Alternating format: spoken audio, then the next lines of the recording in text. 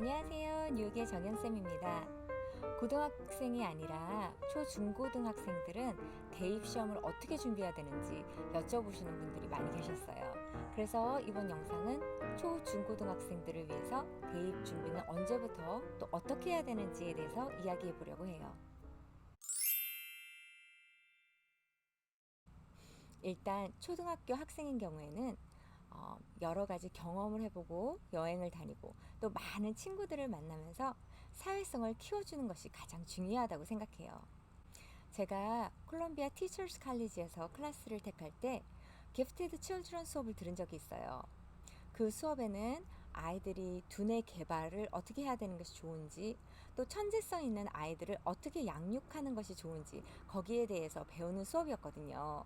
그 클래스에서 가장 중요하게 여기는 것은 아이들을 여러 경험을 하게 해달라는 거였어요. 그래서 환경이 되고 또 여건이 된다면 여행도 많이 시키고 또 팀 스포츠를 통해서 아이들을 사회성을 키워나가고 또한 리더십을 키워주는 것이 가장 좋다고 하더라고요.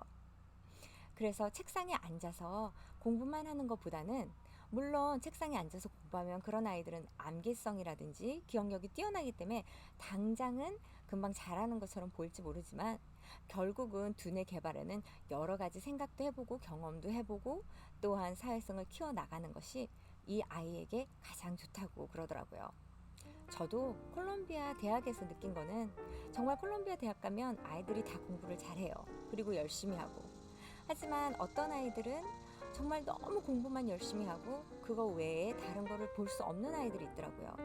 정말 친구 사귀는 것도 못하고 그다음에 그룹 활동도 잘 못하고 그냥 오로지 혼자서 책상 앞에 앉아서 열심히 공부하는 아이들 보면 좀 안타깝게 보이기도 했어요. 그래서 그런 아이들이 과연, 물론 성적을 좋게 받는 아이들도 있지만 그런 아이들이 과연 사회에 나가서 리더를 할 수 있을까? 또 이 나라를 끌고 갈 수 있는 일꾼이 될 수 있을까? 아니면 작은 회사의 CEO라도 할 수 있을까? 그런 생각을 해본 적이 있어요. 또한 지금 AI 시대에 중요한 사회성과 공감 능력이 떨어진다면 정말 앞으로는 필요 없는 사람이 될 수도 있겠다는 생각이 들더라고요. 그래서 될 수 있으면 스포츠도 많이 하고 같이 여행도 많이 다니고 대화도 많이 해주시고 여러 경험을 하게 해주시는 것이 가장 좋은 것 같아요. 중학교 때부터는 조금씩 공부하는 습관을 들이는 것도 좋은 것 같아요. 그래서 혼자서 스스로 숙제도 열심히 해보고 또 모르는 공부할 게 있으면 혼자서 찾아보는 능력도 좀 키워주시고요. 여러 가지 하나하나 다 체크해 주시는 것보다는 아이가 스스로 체크해서 틀린 것이 있으면 혼자 고쳐나갈 수 있는 그런 생활 습관을 키워주시는 것도 참 좋은 시기인 것 같아요. 또 이때는 가장 중요한 과목으로는 reading, writing, math가 있겠죠. 그래서 영어하고 수학을 중점적으로 기초를 잘 잡아주시는 것이 중요한데요. 물론 교과 과정을 잘 이해하고 성적을 좋게 받는 것도 좋지만 미국 성적에서 A를 받는다고 그 깊이가 깊은 건 아니라는 거 아시죠? 그 학생이 A를 받는다 할지라도 그 과목에 대한 깊은 이해가 없을 수도 있어요. 과목이 미국은 조금 다소 쉬운 편이고 점수도 잘 주는 편이기 때문에 A를 받는 학생들은 조금 더 아이들을 풍부하게 가르쳐 줄 기회가 있으면 좋을 것 같아요. 그래서 많은 경우 보통 공립학교 같은 경우에는 글쓰기나 문법 등을 잘 가르치기가 어려워요. 왜냐하면 학생들이 많고 또 선생님은 그 학생들에 대해서 점수가 어떤지 빨리빨리 매겨서 점수 성적표를 내주어야 되기 때문에 학생들을 한 명씩 한 명씩 장단점을 파악해가면서 라이팅 스타일을 잡아주기는 어렵거든요.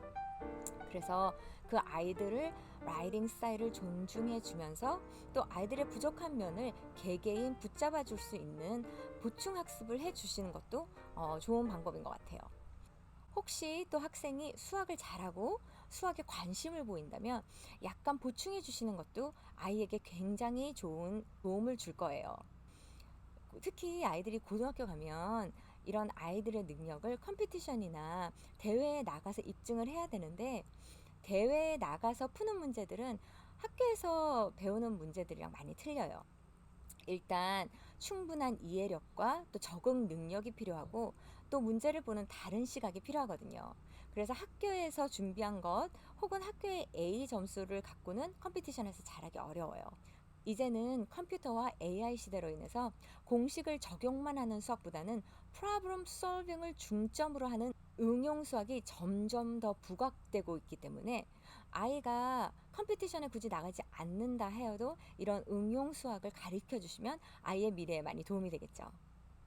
물론 고등학교 가기 전에 될 수 있으면 여러 가지 스포츠나 음악 아니면 다른 활동을 하셔서 아이가 어디 혹시 특기가 있는지 아니면 좋아하는 게 뭔지 이런 걸 알아보시는 시간으로 삼으면 참 좋을 것 같아요.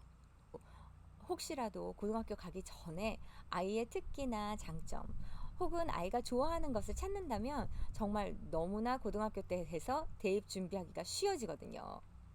혹시 이런 분야를 찾으셨다면 아이를 더 투러를 해주신다던가 보충을 해주신다던가 여러 가지로 응원을 해주셔서 아이가 더 열심히 하고 또 어떤 성과를 내는지 그리고 아이가 계속 좋아하는지 이런 걸 지켜보시는 기회로 삼으시면 참 좋을 것 같아요.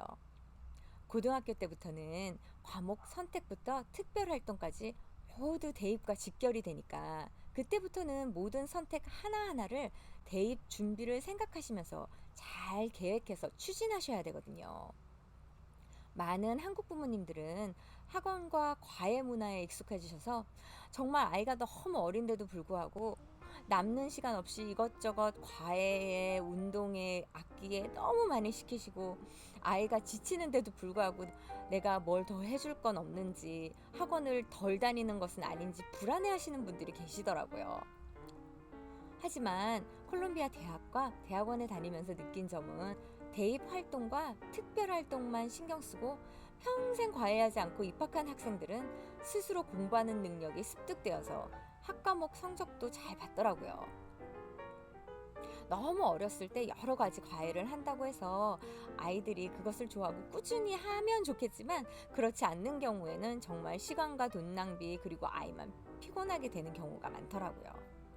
중학교까지는 미국 학교가 워낙에 성적도 그렇게 어렵게 주지 않고 아이들을 몰아치지 않기 때문에 여유를 좀 가지시고 이것저것 활동도 시켜보시면서 장기와 특기도 알아보시고 그 다음에 수학과 영어 기초를 확실하게 다져주시는 것이 가장 좋은 방법인 것 같아요. 정리하자면 고등학교 전까지는 여러 경험을 쌓고 사회성과 리더십 그리고 과목으로는 수학, 영어를 중점으로 공부하시면 좋겠습니다. 그리고 중학교까지는 학생 성적이 대입에 들어가지 않아요. 그러니까 시험 공부를 안 했으면 점수도 잘 못 받아보고 그리고 어떻게 공부하면 가장 좋은 것인지 그런 것을 찾아보기도 하고 이런 기회로 삼으셨으면 참 좋을 것 같아요. 여태까지는 고등학교 선생으로서 또 아이비리그 다녔던 학생으로서 또한 부모로서 경험을 토대로 이 영상을 만들어 보았는데요. 도움이 되셨거나 제가 말씀드린 부분에 동의하신다면 좋아요 눌러주시고요. 구독하셔서 앞으로도 대입 정보 놓치지 마세요. 뉴욕에서 정연쌤이 여러분을 응원합니다. 오늘도 화이팅!